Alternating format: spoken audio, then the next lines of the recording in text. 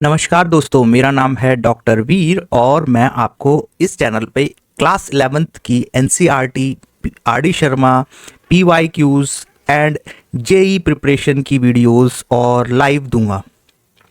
मेरे पास ऑलरेडी एक 10th class का चैनल भी है जो शायद आप लोग जानते होंगे, ये रहा।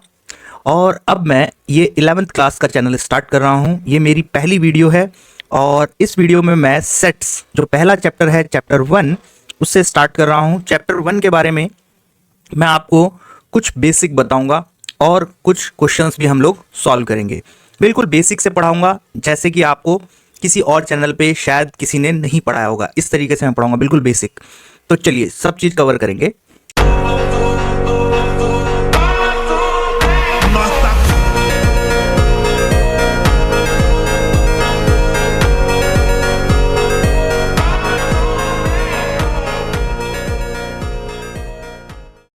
पहली बात, सेट क्या होता है? Set is a well defined collection of objects. मतलब सेट एक टोकरी है, समझ लो, जिसके अंदर हम जो ऑब्जेक्ट्स रखते हैं एबीसी, वो वेल डिफाइंड होने चाहिए। मतलब पता होना चाहिए कि उसकी प्रॉपर्टी क्या है। उनके अंदर जो भी रखा जाएगा सामान, उसकी एक पर्टिकुलर प्रॉपर्टी होगी।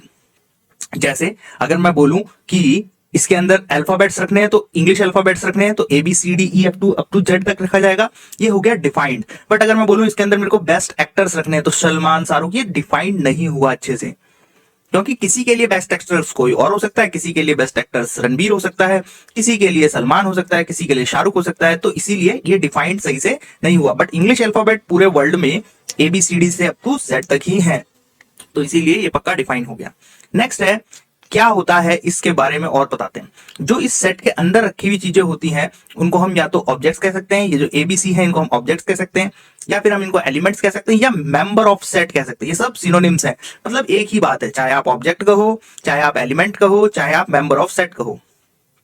नेक्स्ट बात, set are usually denoted with capital letter. Set, पूरे सेट को अगर डिनोट करना है तो कैपिटल लेटर से करेंगे, और सेट के अंदर रखी हुई चीजों को set are usually denoted with capital letters and the element of the set are represented by small letter। और set के अंदर रखी हुई जो चीजें होती हैं वो एलिमेंट्स स्मॉल लेटर से डिनोट किए जाते हैं। ठीक है, ये करली ब्रैकेट्स है, करली ब्रैकेट्स। ठीक है, चलिए आगे बढ़ते हैं। तो इस चैप्टर में आप लोगों ने पहले क्लास 10th 9th में ये सब पढ़ा होगा। एन मतलब क्या होता है? Natural numbers. नेचुरल मतलब 1 से स्टार्ट होके 1 2 3 4, इसको कहते हैं नेचुरल नंबर। जेड मतलब इंटीजर्स। इंटीजर्स मतलब 1 भी पॉजिटिव का और नेगेटिव का, 1 भी, 2 भी और -2 भी, 0 भी। ठीक है, नेचुरल नंबर में 0 नहीं होता है, ध्यान रखना, और इंटीजर्स में 0 होता है।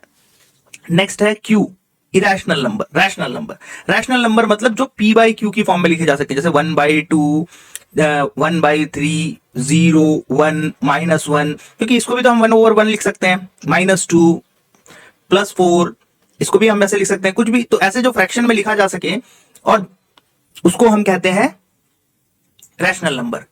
आर मतलब रियल नंबर। कोई भी नंबर जो नंबर लाइन पे लिखा जा सकता है, चाहे वो रैशनल हो चाहे वो इरेशनल हो, उसे हम क्या कहते हैं? रियल नंबर कहते हैं। ये प्रिंटेड लेटर आर होता है। ठीक है, मतलब सारे नंबर्स जो रियल नंबर लाइन में लिखे जा सकते हैं, जैसे 0 1 2 0.5 3 पाई, कोई भी चीज। ठीक है, इरेशनल नंबर के लिए आप r माइनस क्यू कर सकते हैं, क्योंकि उसका कोई सिंबल नहीं है, तो उसके लिए आप बोल सकते हैं कि रियल नंबर्स में से मैंने रैशनल नंबर हटा दिए तो इरेशनल नंबर बच गए। Okay, next is Z plus. ये है तो इंटीजर, बट पॉजिटिव इंटीजर्स हैं। कैसे इंटीजर्स हैं? Positive integers. पॉजिटिव इंटीजर्स मतलब 1 2 3 4 5 6। ध्यान रखिए, मैंने इसमें 0 नहीं लिखा है। 0 पॉजिटिव इंटीजर्स में नहीं काउंट होता, कन्वेंशन है। ऐसे ही रैशनल नंबर्स बट पॉजिटिव, तो 1/1, 2/3, 4/5, जो भी पॉजिटिव है और फ्रैक्शन में लिखा जा सकता है वो। आर मतलब पॉजिटिव रियल नंबर, मतलब जो भी नंबर लाइन में है 0 को छोड़ के इस तरफ के सारे नंबर्स। ठीक है, नंबर लाइंस के। नेक्स्ट, 2 मेथड्स होते हैं रिप्रेजेंट करने के सेट को। पहला मेथड होता है रोस्टर और टेबुलर मेथड। दूसरा मेथड होता है सेट बिल्डर फॉर्म। तो एग्जांपल बता देता हूं। एग्जाम्पल देखो, जैसे कि टेबुलर फॉर्म है। टेबुलर फॉर्म मतलब टेबल बनानी है पूरी की पूरी। टेबल कैसे लिखते हैं? लंबी सी। जैसे बोला the set of all natural number which divide 42। तो 42 को डिवाइड करने वाले कौन कौन से नेचुरल नंबर है? 1 2 3 6 7 14 21 42। तो मैंने सारी टेबल में लिख दी। तो ये हो गया tabular form. But set builder form का मतलब क्या है कि हमें कुछ इंग्लिश लिखनी पड़ेगी। एक हमें स्टांस देना पड़ेगा, एक हमें एक स्टेटमेंट देनी पड़ेगी। तो उसमें क्या लिखेंगे कि all the x's are inside the x such that those x's are natural numbers which divides 42। ये लिखा है इंग्लिश में, आपको ऐसे लिखना पड़ेगा, ठीक है। तो होप आप समझ गए होंगे। आगे हम एग्जांपल्स क्वेश्चंस करेंगे, उससे ये चीज आपको बहुत ज्यादा क्लियर हो जाएगी। चलिए एग्जांपल करते हैं। Right the solution set of the equation x square plus x minus 2। तो इसकी इक्वेशन के सेट लिखने, तो इसकी जब आप सॉल्व करोगे तो एक्स की वैल्यू आएंगी ये 2, बट आपको किस फॉर्म में लिखना है, रोस्टर फॉर्म में लिखना। तो रोस्टर फॉर्म में करली ब्रैकेट में पहला एलिमेंट और फिर दूसरा एलिमेंट, ये लिखा है ना, ऐसे आपको लिखना है, तो ये रोस्टर फॉर्म हो जाएगी, ठीक है। मतलब आपने एक रोस्ट बना दिया, एक रोस्टर बना दिया, एक सारिणी बना दी।